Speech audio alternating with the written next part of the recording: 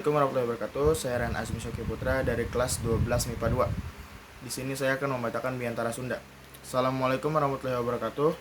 Langkung tipayun urang panjatkeun puji sareng syukur ka Allah Subhanahu wa taala, Tuhan nu esa anu mana masihan hidayah sareng inayahna ka urang sadaya.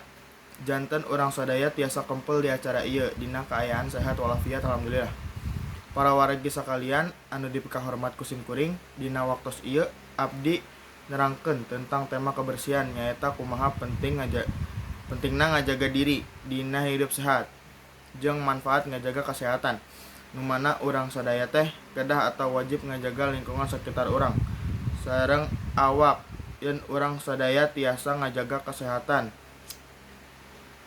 tina sagala rupi penyakit nu aya.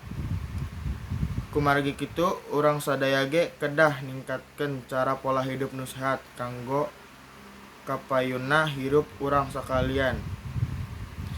Siga anu pernah diterangkeun dina salah sahiji hadis, inna dofatu minal iman, nu mana dijaga ku urang-urang.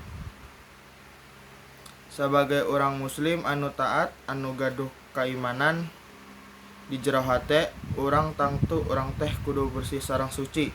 Tapi kebersihan teh rupina macem-macem, aya nu disebut bersih hate, bersih jiwa, bersih raga, sareng bersih rohani.